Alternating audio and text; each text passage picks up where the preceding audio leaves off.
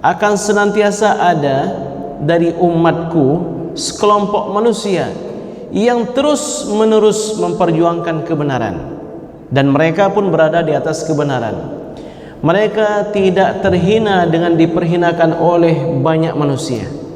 Berkaitan dengan kondisi saudara kita yang ada di Palestina, bahwa dari tanggal 7 yang lalu kita mendengar pasukan Hamas melancarkan serangan ke Israel. Dari sejak kepenjajahan Israel di Palestina sampai saat ini, yang tanggal 7 itu termasuk serangan yang sangat dahsyat. Belum pernah sebelumnya sedemikian rupa. Dalam hitungan 1 hari atau bahkan kurang, hanya dalam hitungan 1 jam atau bahkan kurang, 5.000 rudal diterbangkan oleh pasukan Hamas ke Israel, sehingga menewaskan ya mungkin lebih kurang 300 orang dari orang-orang Israel.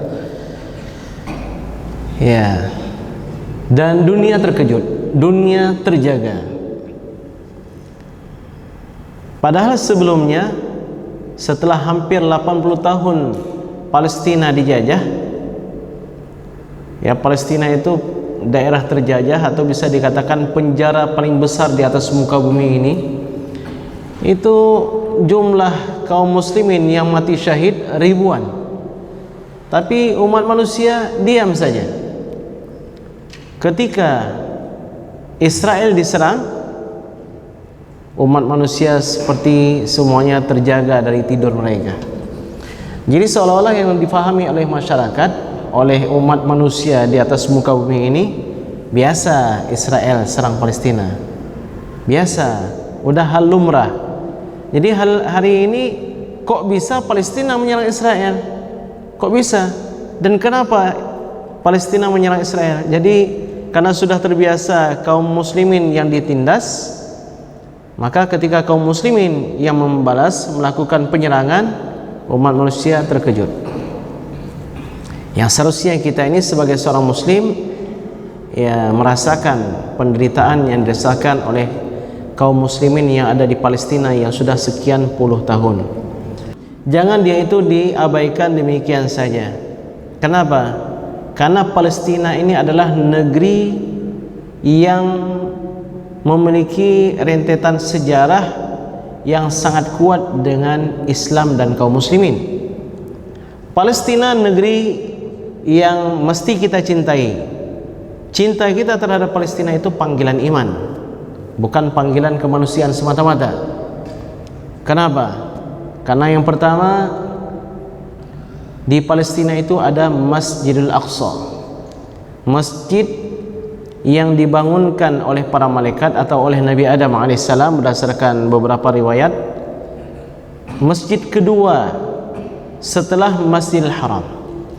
Jadi Masjidil Haram, inna awwala baiti wudi'a lin-nas lalladzi bi Bakkah mubarakan, sesungguhnya rumah yang pertama sekali dibangun di atas muka bumi ini adalah lalladzi bi Bakkah, yang berada di Bakkah, yaitu di Mekah, Masjidil Haram. Kemudian masjid yang kedua adalah Al-Masjid Al-Aqsa. Nabi SAW ditanyakan, ya Rasulullah, berapa jarak antara keduanya? 40 tahun.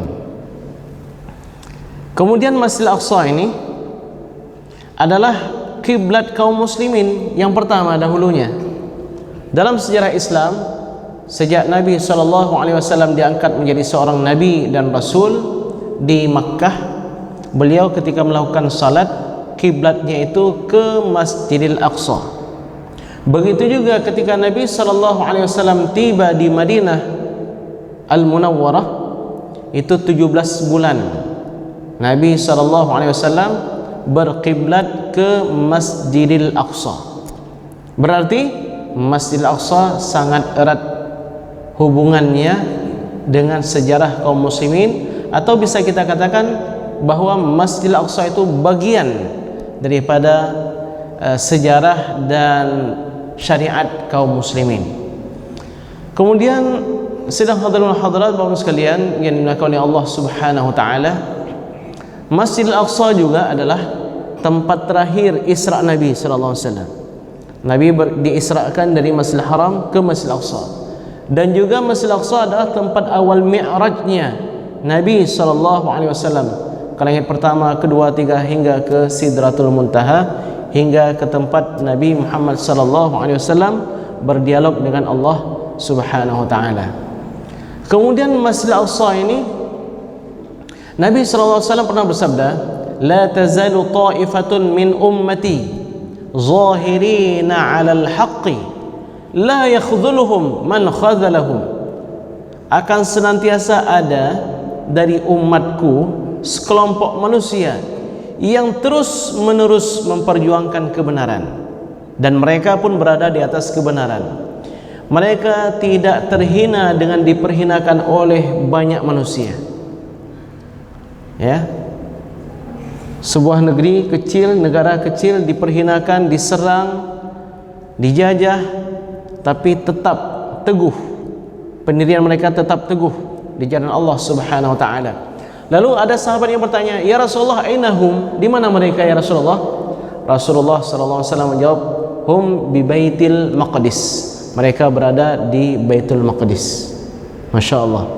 Berarti ini sebuah berita dari Rasulullah SAW tentang kaum mujahidin yang ada di Palestina. Itu adalah kaum mujahidin yang dipuji oleh Nabi sallallahu alaihi wasallam.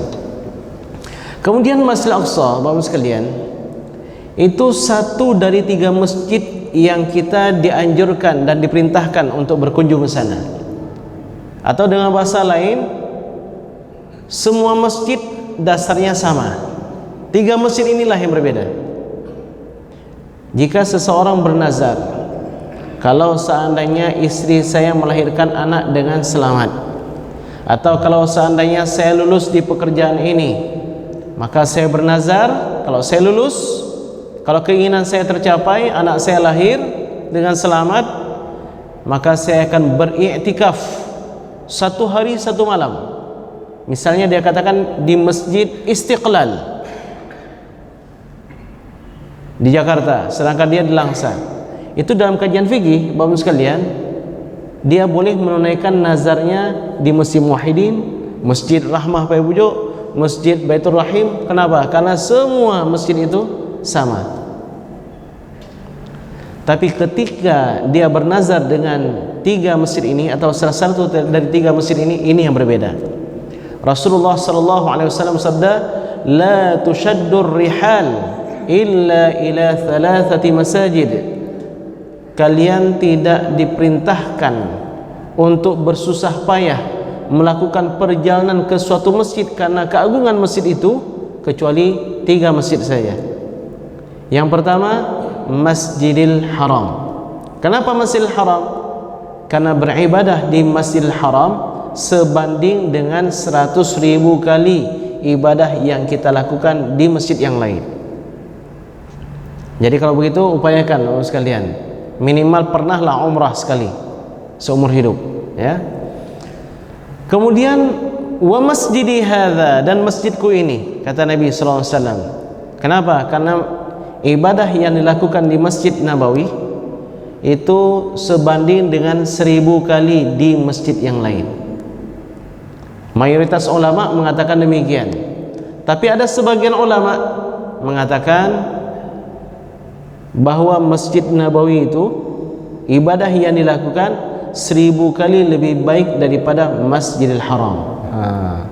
Siapa yang mengatakan ini? Yang mengatakan ini adalah Al-Qadhi Iyad dalam kitab beliau Asy-Syifa bi Ta'rif Huquqil Mustafa.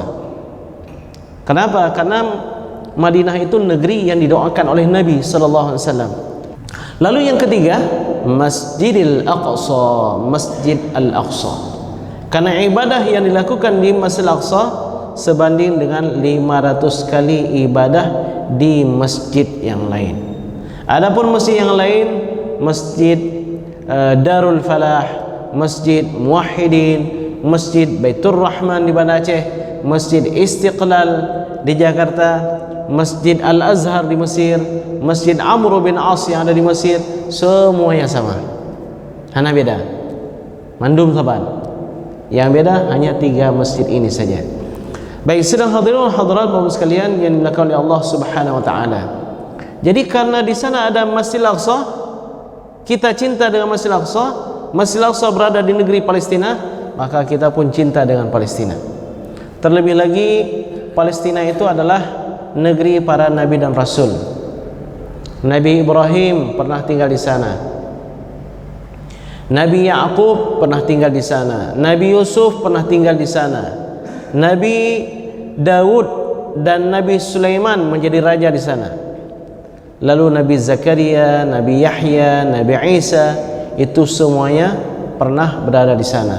Dan puncaknya adalah ketika Nabi SAW dikumpulkan oleh Allah Subhanahu wa taala dengan para nabi dan rasul di Masjid Al-Aqsa. Berkumpul semuanya, nabi dan rasul, yang jumlah nabi itu 124.000. Dan di waktu itu Nabi SAW ditunjuk untuk menjadi imam salat bagi seluruh nabi dan rasul. Maka sering kita sebut dengan Imamul Anbiya wal Mursalin, imamnya para nabi dan rasul. Jadi sedang hadirin hadirat sekalian, begitu banyak keistimewaan Masjid Al-Aqsa. Sebagaimana Nabi pernah mendoakan Madinah, Nabi juga pernah mendoakan Palestina. Di antaranya adalah doa Nabi, Allahumma barik lana fi Syamina wa fi Yamanina. Ya Allah, berkahilah kami di negeri Syam kami dan juga di negeri Yaman kami. Syam itu mana? Dulu dikatakan Syam. Sekarang ini berkumpul tiga negara itu dulunya adalah Syam, Palestina, Suriah, dan Jordania. Nah, ini 3 ini adalah dulunya dikenal dengan negeri Syam. Baik, sidang hadirin sekalian, apa yang harus kita lakukan sekarang ini? Yang harus kita lakukan sekarang ini, yang pertama, jangan lupa selipkan doa untuk saudara-saudara kita yang ada di Palestina.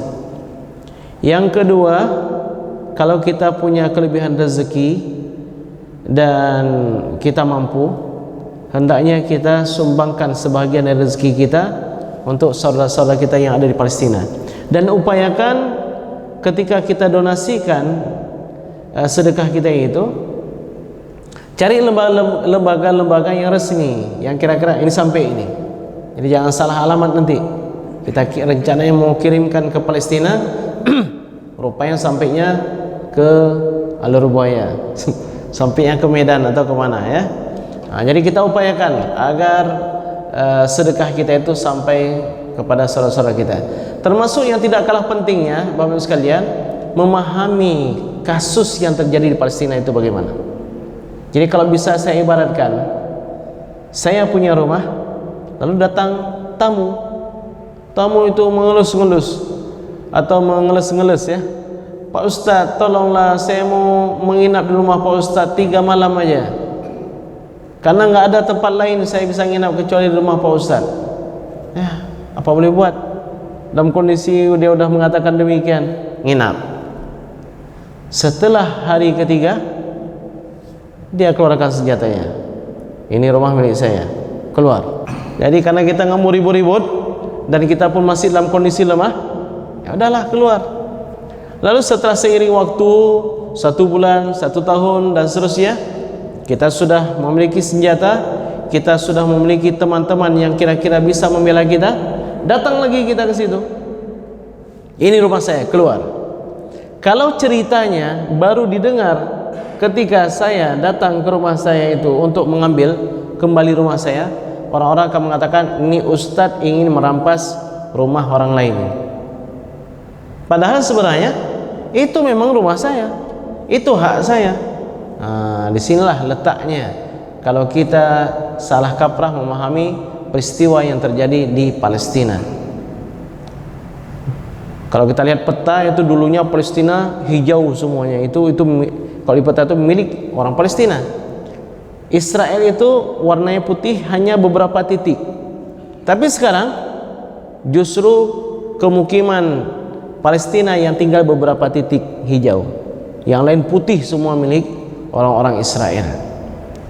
Jadi Bapak sekalian, ini propaganda di media ini sangat kuat dimiliki oleh orang-orang Yahudi, oleh para musuh Islam.